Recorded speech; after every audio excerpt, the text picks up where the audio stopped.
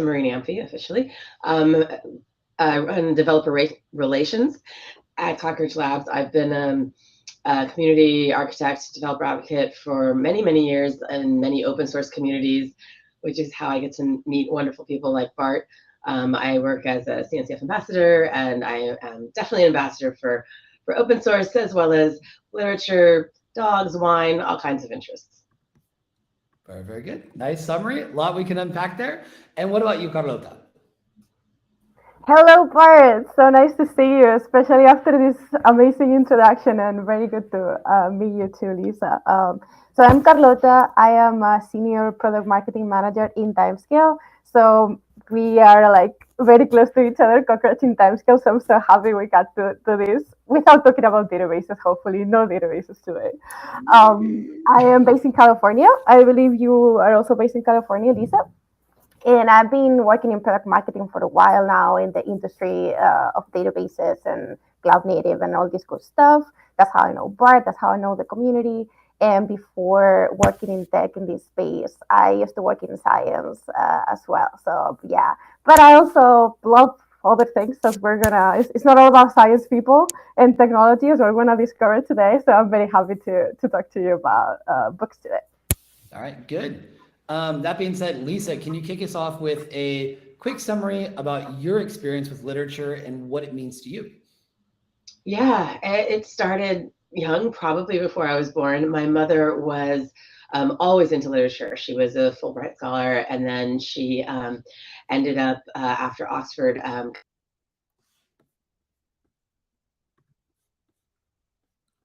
Oh.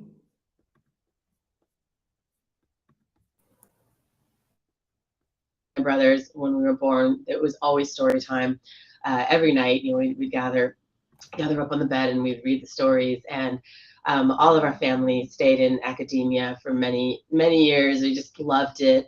I'm the only one that went into tech, but I also got an English major first before I did that, and an African American studies major. And literature has just always been a constant. I didn't want to follow my mother's footsteps and my brother. So many of my family went into teaching because it was always such a love. And I feel like combining your hobbies and your passions with your job so directly can lead to burning out of your hobbies and your passions. So I've always just tried to figure out a way to weave. And for me, it's not just literature; it's also writing. The writing process is huge, and for me, as big as the reading process, if not bigger. So all through college, I wrote. I always had this idea I was going to be, the next Toni Morrison. I was going to write the next great American novel, the next Fitzgerald, whoever your favorite is. Hasn't happened yet, still could, but I love the process of writing and creating and reading. And I have written 2 books on OpenStack. I've written technical literature books, even though I'm not a technical person, but that's kind of how I got into it and how that love for it grew. And I've been in a book club for over 25 years, so we just really keep it going as a passion and as an art form.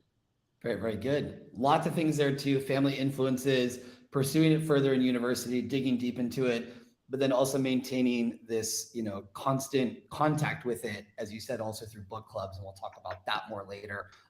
Lots of things that we can get from this. Carlota, in your case, what's your backstory with literature? So I think the origins are funny enough, similar to yours, Lisa.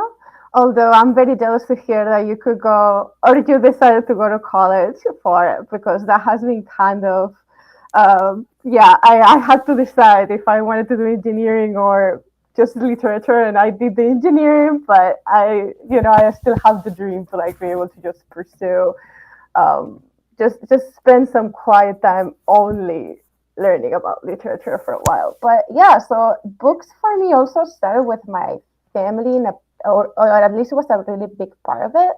My family, they're all architects, so it's not that they're academics on the subject, but both my parents are big readers. And we did have, I was lucky enough to also have that experience of being a kid and being read to, adult books, right? Like, oh my God, like, but those are some memories that I cherish hugely.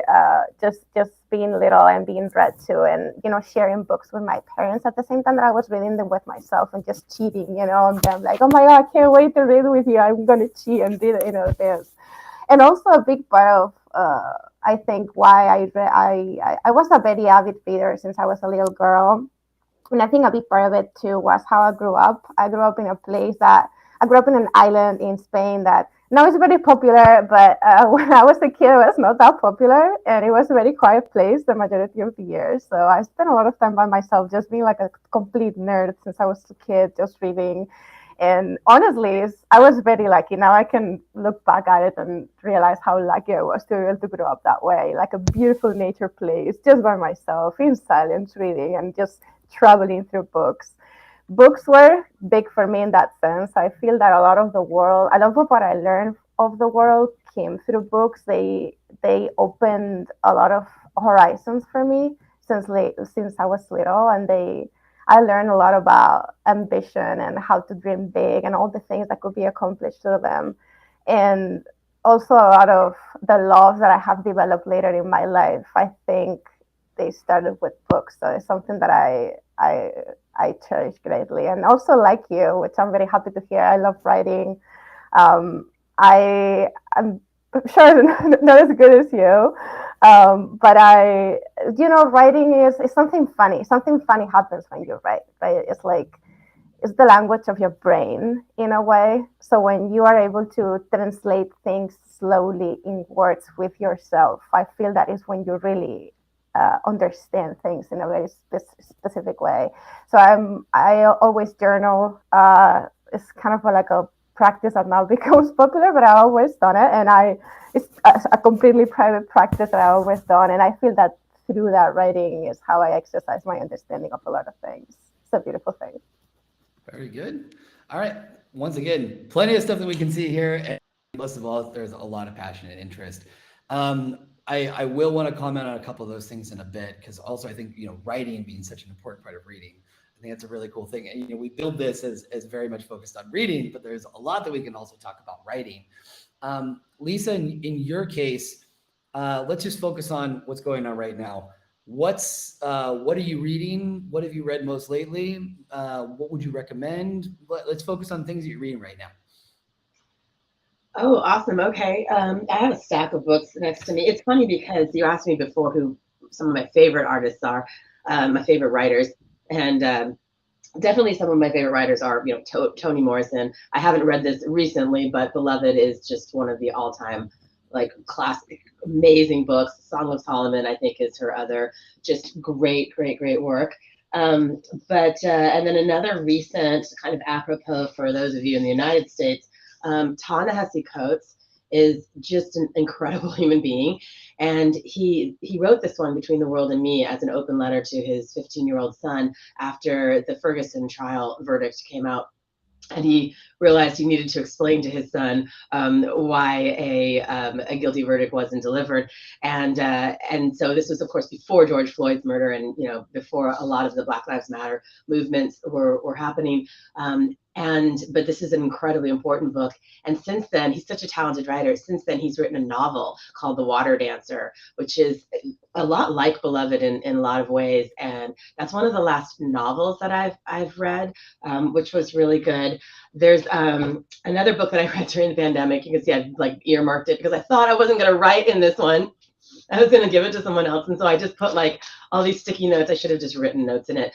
But Glennon Doyle's Untamed was, I hadn't read her other two books, but that is just such a courageous, just fearless work of art that for me was such an important read during the pandemic, and one of those books you don't see coming at all. Like you have mentioned Joan Didion, Carlota. When I read The Year of Magical Thinking, someone gave it to me after my mother passed away. This was years ago, and it's just like some books just sneak up on you, and you're like, oh my gosh, I really needed to read this. But one more author I want to talk about. Oh, two more, because of course the original Queen Bee. You gotta know about Michelle Obama. She is. Yes, Michelle. Right? I mean, our guiding light. Amazing. But one of my favorite authors just released her latest book called Mapmaker. It's her first nonfiction book. Her other two are called Something to Say and Good Kind of Trouble. And the author's name is Lisa Moore Ramey. And so if you have kids, or if you don't, because I love these myself, and I'm definitely not young anymore, she writes for kind of YA level, but I just think these books are so thoughtful and so creative. This book is an incredible way. A lot of schools picked it up because it was a good way to explain Black Lives Matter and what was going on, even though it was written before that summer. And then as well as Something to Say was written about some of the renaming, taking down of symbols and renaming of schools. Again, before that summer. Lisa's just clairvoyant like that. And then her first nonfiction, science fiction, her first science fiction book, because who doesn't love dragons, right? It's a fantastic story. And so Lisa Moore Ramey, one of my favorite new authors. Very good. So once again, you are quite an authority on the subject. Are you reading multiple books at the same time? I have to ask that. Yes, because there's also a bunch of tech books that that I didn't mention because since we're talking about the outer nerd and what's our passion and what we love. So I do, but I want to say something to people listening. People say, oh, well, people who consume books, you just like read really fast and it's just like oxygen. And it's not that for me. I'm dyslexic. And for me, reading is a very deliberate, very difficult process. I have to carve out the time for it, but it's that important. And I want to unpack what Carlota said about the way your brain works when you're writing and how it accesses parts of your brain and lets you access parts of your brain and yourself, because I think it's super, super important. I don't read on the Kindle partly because of the dyslexia and because of my eyes. I do care about the font. I definitely like to hold the paper in my hand when I'm reading, but I hear too many kids and too many folks say, well, I don't read fast enough, or I'm not a good reader. And I find that my comprehension level is way higher and I remember things forever because of how deliberately I read. And I think that dyslexia is helpful there. It does take time and you have to carve out the time, but it's really, really important. And I just want to encourage people, if you aren't a quick reader, please don't be discouraged from picking up these incredible works of art and putting the effort into actually reading them. Great points, and thank you for sharing that. I think that, like carving up, dedicating the time. We live in, the attention economy is so competitive, and so just I'll just get around to it. I'm never going to get around to it. Also in January, resolutions, going to make a list of books you're going to read, and then maybe not get to them. But don't focus on the ones that you don't get to. Focus on the ones that you actually are able to get a hold of. And find the time. I also like your comment too about the Kindle. We all learn and interact with material, art as well, in different ways. And I went through a Kindle phase, and now I'm definitely back on I want to hold something. I'm also a massive person who writes in books. I also apologize to the University of California, Santa Barbara Library for having written in quite a few of them, as well as the University of London. But yeah, great. You're gonna get busted now. Yeah, I know. Yeah, you write your name in the corner. I've had to cross out the name in so many books because it's always there, and then all my scribbles, and then I donate to the library to think, how can I get my name off of this? So I always thought that I was helping future readers by showing them the important stuff that they should be focusing on. I have to say, I love reading my mom's, my mom's T.S. Eliot was her forte. And if I didn't have her scribbles in the margins of those T.S. Eliot books, I would not understand T.S. Eliot to the degree. So I appreciate that she's teaching me still to this day through those margin notes. Yeah, that's brilliant. Cool. It's good. All right, so Carlota, what are you reading right now? I will tell you in a moment, but I would love to kind of double click on something you said, Lisa. I love that you introduced this topic of, how easy it feels to read. For example, I'm maybe lucky, maybe not, but I am the opposite case. It's true that I read very fast, all these things that people assume of people that like to read. But for example, I do have people in my life very close to me that I've been just going through this with them, that they expressed to me that they wanted to read more because they find a lot of value back, but they're very dyslexic, they get distracted. It's extremely hard for them to get focused. So for the first time, I kind of went through the process of being very close to somebody that was trying to develop the habit of reading while being an adult. And honestly has been incredible. Like, has been super instructive. So I wanted to share it a little bit just in case somebody is listening that feels in the same way. For example, this person, what he started doing was in the mornings when he found that he was less distracted, he was booking 20 minutes. And this sounds horrible, but that was literally how he was developing the habit, like just forcing himself to read for 20 minutes in the morning, every day. And he had them like that scheduled in his calendar, of work. And that way he started getting into the book a little more, and he started developing a little bit more the muscle of just focusing on something for a little bit. You also mentioned, Bart, how hard it is right now in this world for people to just focus. And I even found it in myself. Like, I can't watch movies anymore. Sometimes in my house, I just skip it. I'm like, oh my god, this movie is boring, because we're not used to having the patience of having something develop. But the what you get back from is huge. And I would love for him to be here, for him to express it, because it's very beautiful to see somebody that it requires so much effort for him to do it. And but it gets easier, and second, it's like going to the gym. It's like you don't want to do it in the beginning, but once you get into the run, then it's all great, and then you feel amazing. So this is the same. Is don't let these the initial barrier not letting you access the beauty of books, and how intimate of a practice that can be for yourself. So even if you have to schedule it, I will say just do it. Like, don't let anybody tell you that's not the right way to do it. Just do it. So yeah, I love this topic. Going back to what I'm reading. So right now, actually, in this moment, I'm reading a book. It's not a novel. It's a history book, kind of, and it's called 1491. It's actually really interesting, so I recommend it to everyone. The topic is about kind of how Americas were right before Columbus arrived to America. So, I mean, I was born in Spain, so this is like a very good read, because we were very indoctrinated in school in terms of, oh, yeah, there was nobody there, right? That place was kind of empty, and we just went and took it. And kind of the point of this author, which is it's kind of a thick book, but it's very well researched. It's super entertaining to read, actually. But his whole point is that, hey, now there's a lot of new research that says that that's actually not true, and there were a lot of people in the Americas with huge, just full-on societies, and that altered their environment way more than we before thought, and a lot of things happened there that we never taught in school. So I'm learning a lot. It's amazing. And before that, though, I reread a novel that I just forgot how good that book is, so I want to make sure I recommend it. It's famous, but it's called The Remains of the Day. The author is Ishiguro, and I read this many years ago, but I kind of found it again, and I didn't have any new books, so I was like, okay, I'm gonna reread it, and oh my god, that book is just so good. So people prefer novels. That is a very good read. That's the one that just finished. Good. Now with that too, like reading and rereading, I think there's a lot to be said for that. Like there have been certain books that I've read, 5 years later or even 10 years later, and I found it enriching and discovering new things. I imagine both of you have had similar experiences. Now shifting it a little bit more to the focus of writing. I remember learning in high school from multiple like English literature teachers that I had, that it stated time and time again that if you're able to write, the rest of your life will be a lot easier. And I didn't understand what that meant at the time. And I thought, I was like, oh, you're just trying to overemphasize the importance of your subject.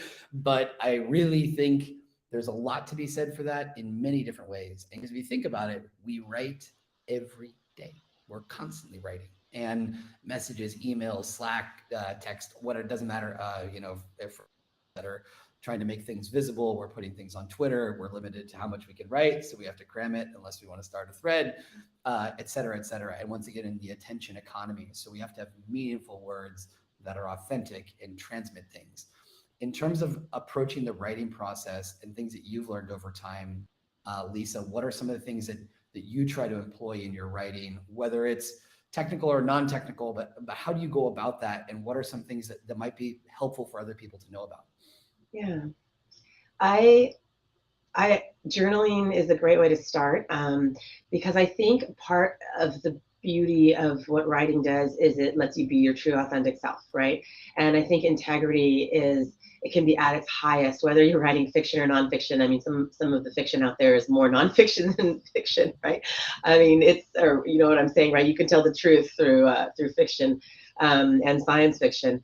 And so, but to be able to access that integrity, you've got to practice that. And when you're writing, I've done it, you know, from the time I was a kid, just sitting alone in my room, and it was my best friend because, you know, it's there always for you. And in my like lonely college dormitory on the other side of the country in those freezing Boston winters, just writing through a lot of the things to help me work out. You know, this is before we all knew that we could be in therapy every single week, right? Like, so the writing was the therapy and the friend, and it really helps you access that voice. And it's a safe place. You kind of can convince yourself that no one's ever going to read it, and it's just this conversation between you and the paper. And it's kind of like, you know, I was extremely nervous about presenting and being on stage, but when we do these talks, I just pretend that no one's ever going to see it, and I'm only talking to my best friends. And you know, then you can really access your true self. And so I think with writing, the most important thing is to be able to access that those bits of integrity that we hide. Well, hopefully we never hide integrity, but just to be so authentic and so raw all the time. And then, you know, you can decide if you want to edit yourself and take it out publicly.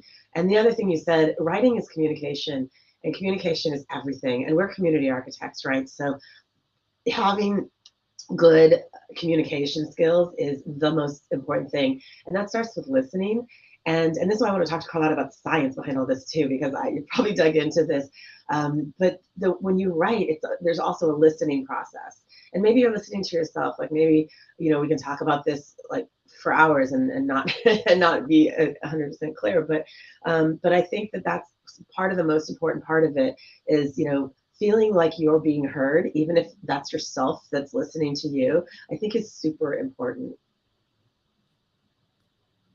Carlota, you answered directly. Yeah, so pretty. I mean, I'm so passionate about this topic of writing, so this is just such a treat. Yeah, I mean, I subscribe to everything you said. It's what you just said about listening to yourself. That's kind of for example, for me, perhaps you already noticing this, but I tend to speak fast. I'm impulsive, right? I'm like this person that is like running around.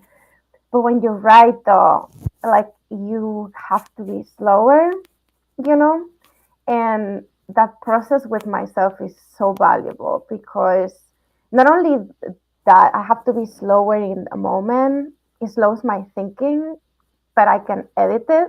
And to review it is huge for me too, because I feel that it lets refine somebody impulsive like me. So somebody's listening and has, you know, that character.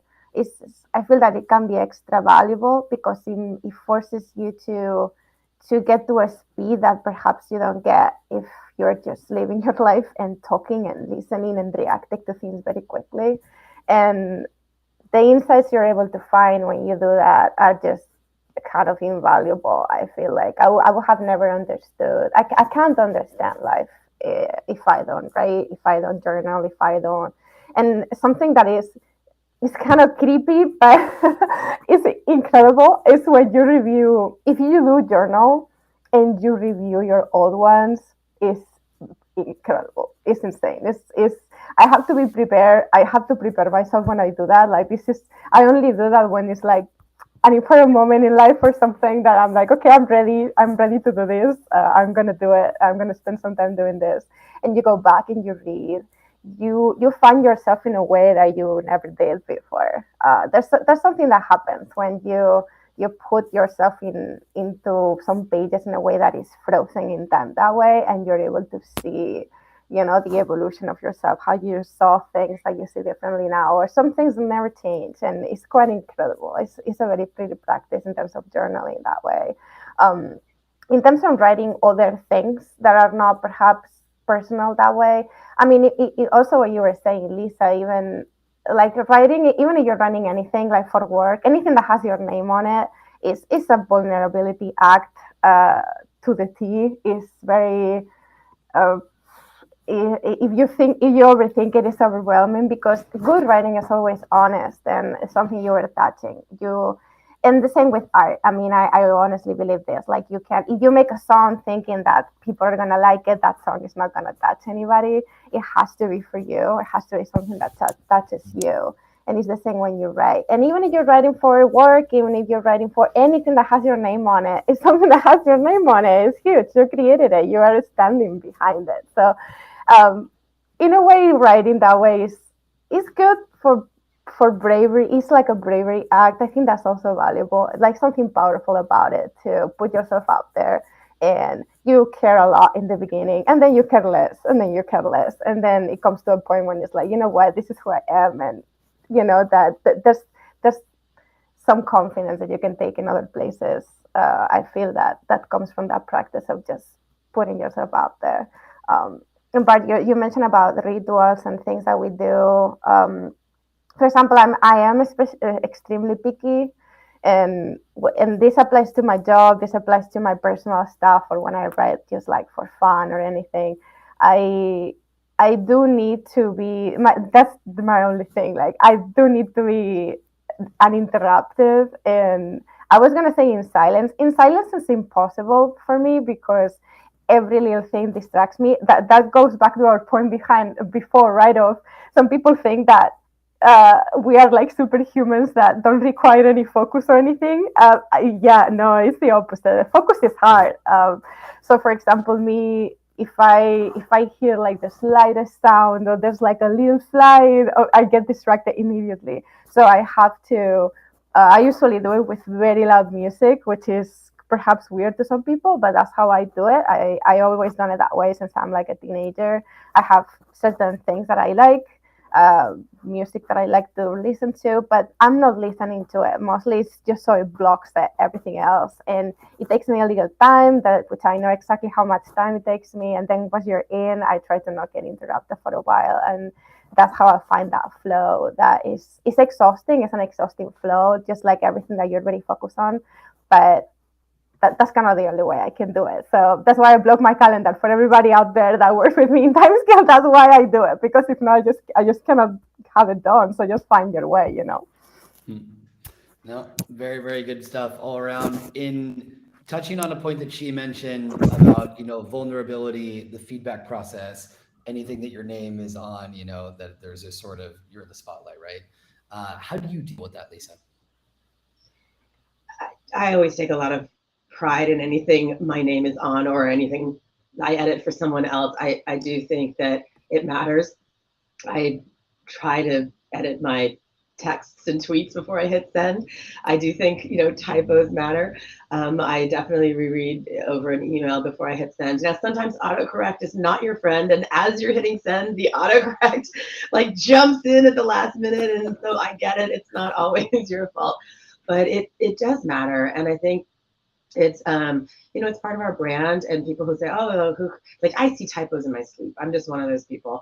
And but I also think, like, when I see them on a website or in something that's public, and I just think, really, like, you couldn't have had someone look at that or take a minute. And I have so much respect for people who write in English when it's not their first language. Like, Carlota is probably just amazing, that you're doing this in 2 languages, you as well, Bart.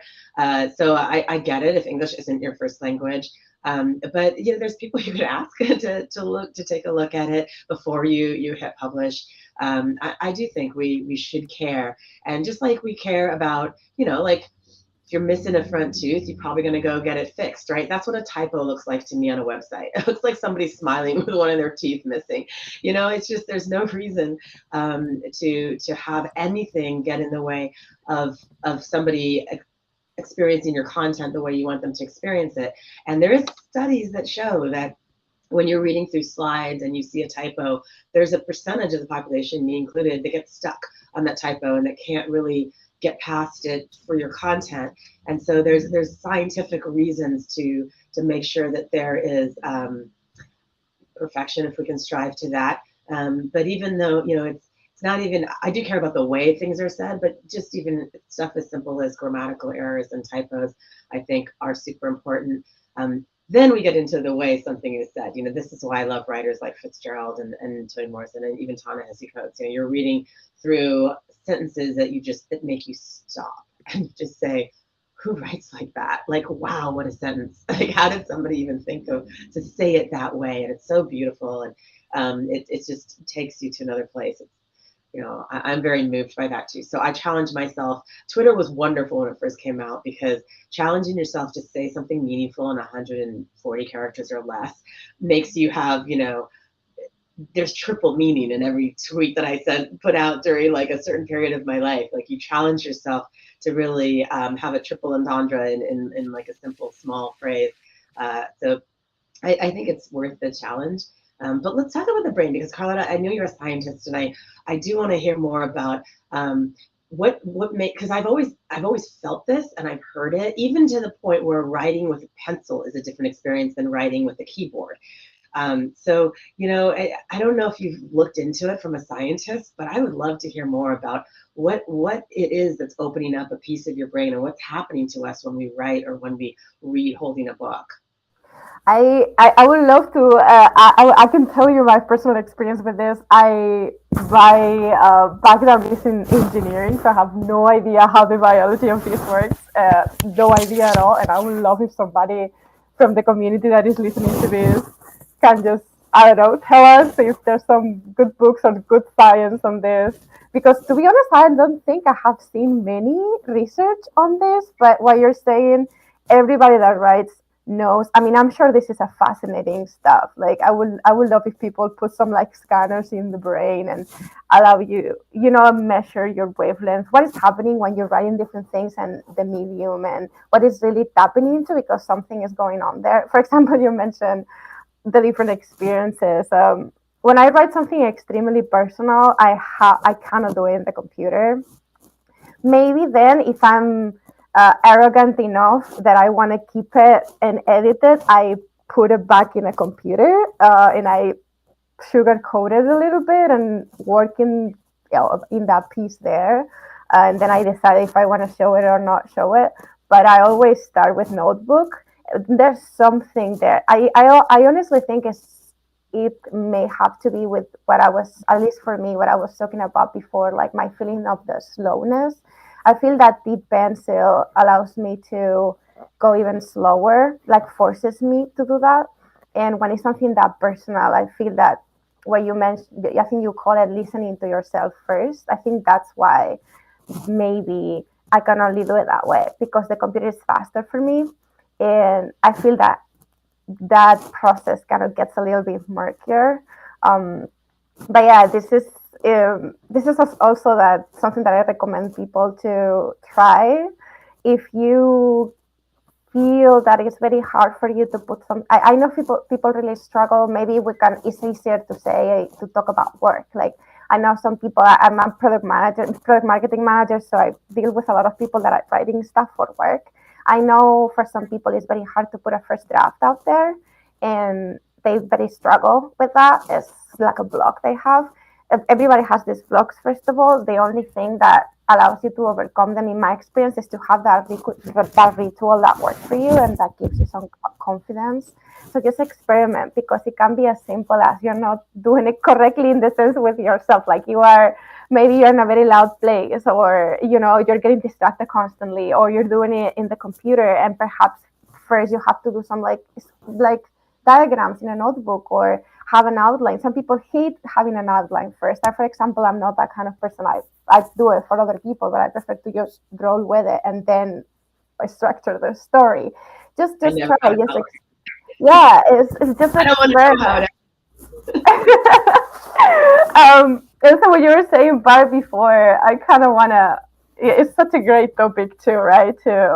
Because going back to, I know people really struggle with the drafts and, doing things that way. I feel that the feedback is probably a huge part of it, is what you were saying, that is like, it's kind of harsh and everybody feels this way. I mean, I'm sure like even the professional authors, they talk about the editor with a love-hate relationship. It's like they need it, but it hurts sometimes. And then, sometimes you put so much love into something that you think is great and somebody reads it and they say, hey, actually, you should reconsider this part because it doesn't come across the way you thought. And so your relationship with feedback is something that I think about a lot because as I said, I'm an impulsive person, and sometimes I feel that this is something that I have to improve. I sometimes I get reactive, right? Like somebody gives me a big piece of feedback, and I'm like, oh my god! Like my first intention is like, oh, you don't know what you're talking about, and then of course they were right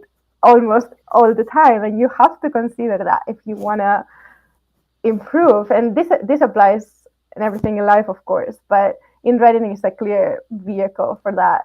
So for people that struggle with that too, I would say first, yeah, you're not the only one. I struggle too, but this is something we have to overcome. Like we have to be able to receive feedback on something and know that it's not personal, and that no masterpiece in literature hasn't been edited, hasn't been reviewed by other people. This is something necessary. You need the external perspective, because you're very focused on something. You need the external perspective in order to make the thing perfect. So just let it go. Like, we can work on it together, because this is something that I also work on.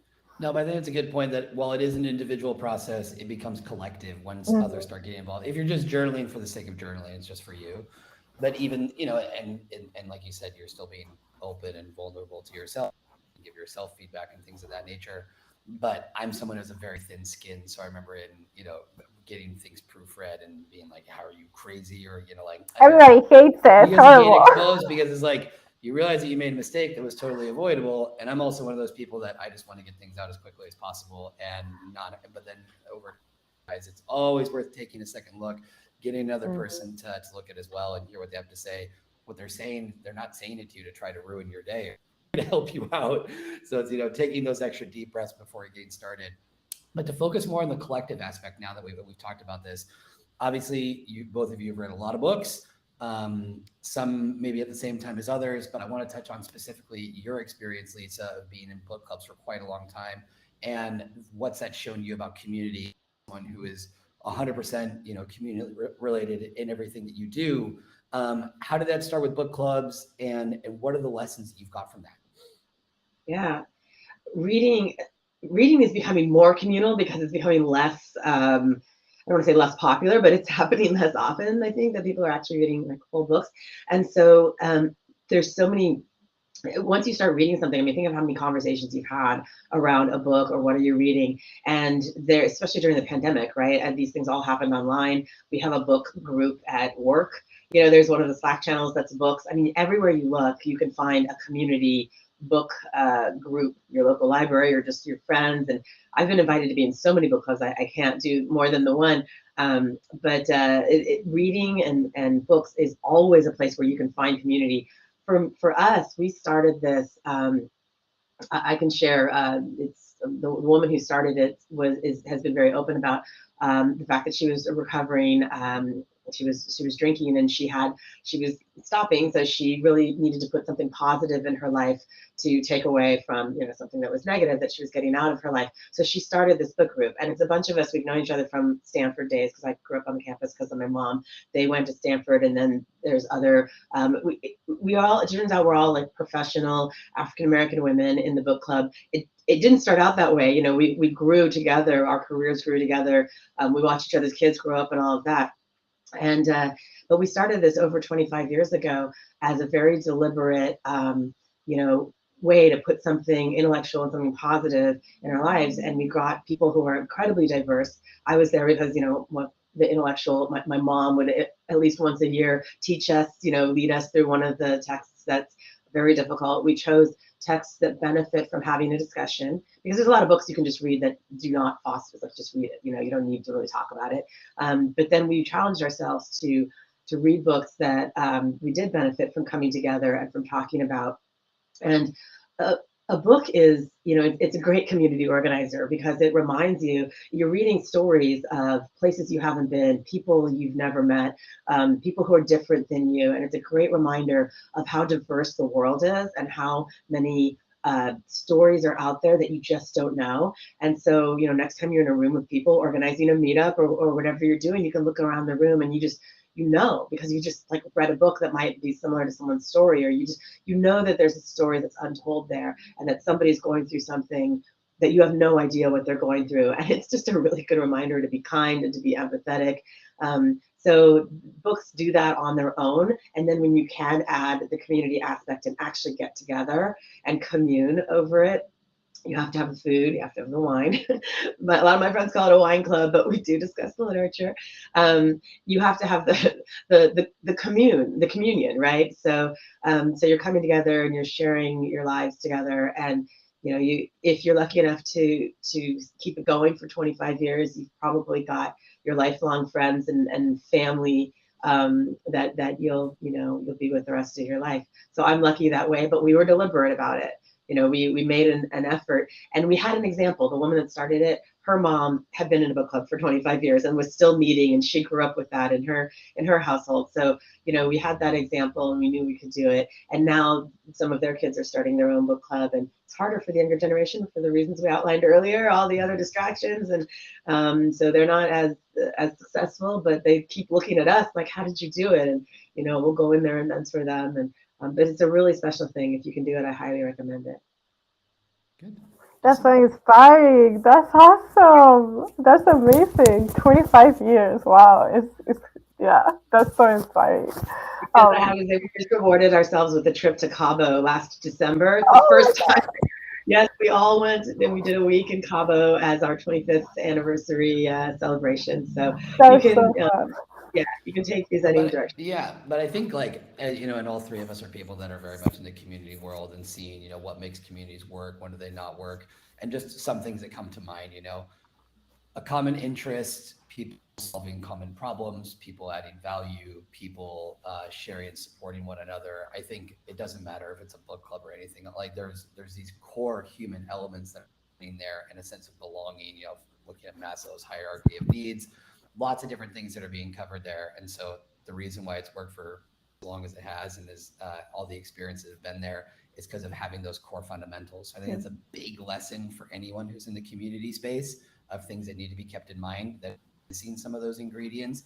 And also as a reminder because now there's the very big drive in technical communities, which have been around for quite some time anyway, but we see a lot about this. We hear the word community all the time, right? And sometimes it's overused to the point for me that it sort of cheapens the value. But what I try to remind people about is, and we actually talked about this in the previous Outer Nerd episode, which was about Dungeons and Dragons, which is also about building community and role-playing games and things like that. It's shared experiences that are meaningful, where people come together and they feel identified, they help each other and support each other. I think what I've tried to encourage a lot of folks to do is to get inspiration from non-technical communities in order to better understand and deepen the value of the technical communities that they're a part of. Because I think there's just a fundamental human thread that's going through a lot of this stuff that can be very enriching if people are willing to observe it. That being said, we are getting close to the end of the session. And I want to extract some lessons from this for our community. So I'll sort of preface this so you can start thinking about how you want to answer.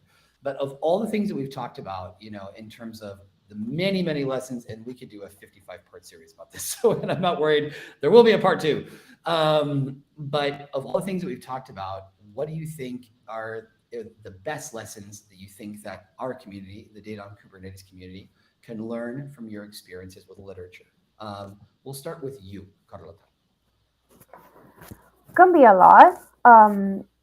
I think a first one that I will highlight is the value of the value that you can find for your own job, because let's focus on that, right? Let's focus on the thing that we know are bringing us together, which is our passion for cloud native and technology. The value you can find through first being able to have a taste in reading, to appreciate the beauty of a book, to be able to focus on it and to reflect on it first, and then to write is huge. You mentioned at Bart how you had the luck to have a good teacher that told you that if you can write, you're gonna find it useful in many ways.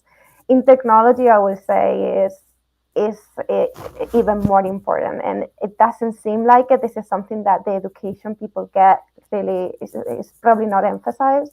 But I can guarantee you, I'm a engineer by training all my life, hardcore many years.